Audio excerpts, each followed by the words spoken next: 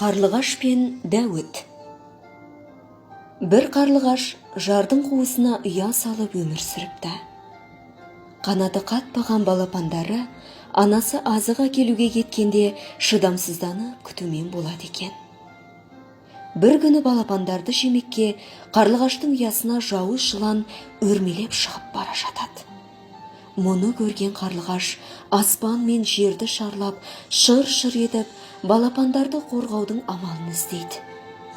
Көкектен көмек сұрай барса, бүркіт қонаққа шақырып еді, соған барғалы жатырмын, уақытым жоқ, дейді.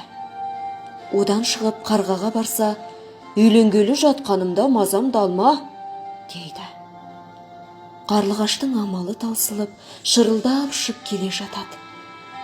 Бір кезде Дәуітті көреді.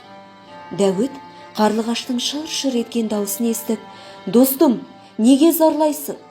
деп сұрайды. «Жауыз жылан балапандарымды құртпақшы болып, ұяма өрмелеп жетіп қалды.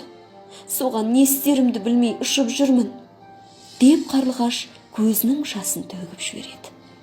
«Олай болса, мені тезірек жеткіз», дейді Дәуіт. Қарлығаш қанатын тосады. Дәуіт қарлығаштың жотасына шығады. Көзді ашып жұмғанша ұясына жетеді. Жылан ұяға тақап қалған екен. Дәуіт пен қарлығаш енді бір сәт кешіксе, балапандардың көзін жойып, жұмсақ ұяда масайрап, ұйықтамақшы екен. Дәуіт жыланның екі көзін ағызып жібереді. Жауыз жылан сылқ етіп жерге құлап, мерт болады. Дәуіттің ерлігіне сүйсінген қарлығаш онымен айнымас дос болыпты.